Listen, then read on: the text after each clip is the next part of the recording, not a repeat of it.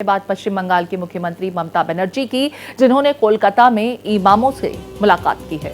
इमामों और बुद्धिजीवियों के साथ ममता बनर्जी ने चर्चा की। हम बात पश्चिम बंगाल की मुख्यमंत्री ममता बनर्जी की कर रहे हैं, जिन्होंने आज इमामों और बुद्धिजीवियों के साथ बैठक की, चर्चा की। इमामों को सीएम ममता बनर्जी ने संबोधित करते हुए कहा, हिंदुस्तान को तोड़ो नहीं जोड़ो।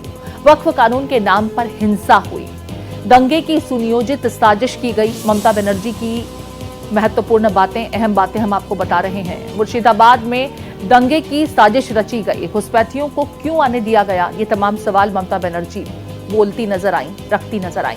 क्या कुछ उन्होंने कहा, सुन लेते हैं। लिस्ट पब्लिकली दिया नहीं दिया, बड़ा बड़ा बात करते हो। किसने एनकाउंटर में मैं मारा, एक भी में रैली किसी को नहीं करने देते, एक भी मिছিল नहीं करने देते, लोगों को डर दिखा के रख दिया। लोगों ने एक रैली भी नहीं कर सकते है।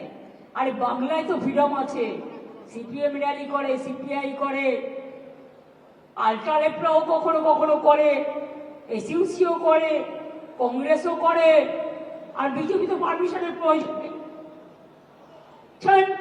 আসল জায়গা থেকে চলে আসে, নকল লোকেদের পারমিশন আসল জায়গা থেকে চলে আসে।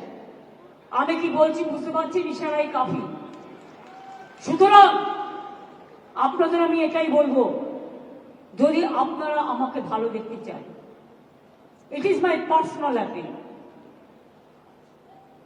যদি মনে করেন চেয়ারের অ্যাপিল, চেয়ারের অ্যাপিলও।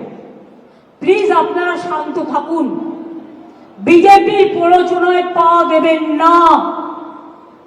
ইমামদের একটা রোল প্লে করতে হবে, আর আমি কিন্তু খুঁজে বের করব বর্ডার এরিয়ায় বিএসএফ কাকে কাকে হাত করেছে এবং কিছু বাচ্চা ছেলেকে ৫,০০০-৬,০০০ টাকার বিনিময়ে ইট ছুড়িয়েছে। এটাও কিন্তু আমি খুঁজে বের করব এবং তদন্ত করব ভালো করে। তদন্ত আমাদের চলছে। আমার একটাই কোয়েশ্চেন থাকবে হোম মিনিস্ট্রিতে, যারা খাইয়ে এনআইকে দিয়ে টুইট করিয়েছেন, যদি বাংলাদেশ সত্যি জয় হয়ে থাকে বাংলাদেশের লোক, আপনি কেন ঢুকতে দিলেন? বিএসএফ কেন ঢুকতে দিয়েছিল? বিএসএফ কেন এলাও করলো? বর্ডারের দায়িত্ব তো আমাদের হাতে নেই। প্লেন চলছে, প্লেনে কারা আসছে, কিভাবে আসছে?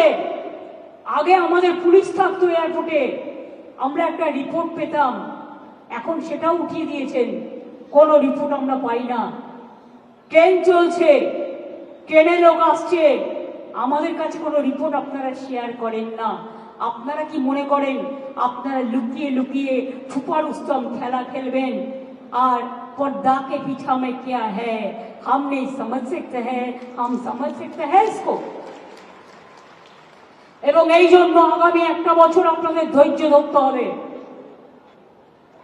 কারণ এরপর অনেক পরিবর্তন হবে দিল্লিতে।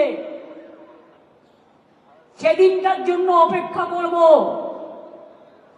আবার নতুন সরকার হবে এবং নতুন সরকারে আশা করি হামাগুড়ি বা উঠবেন না।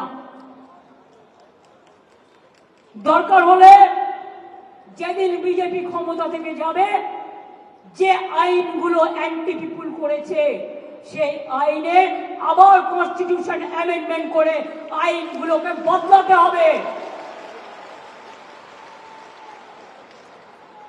If there is a crisis, you have to wait for the future. You have to overcome the situation.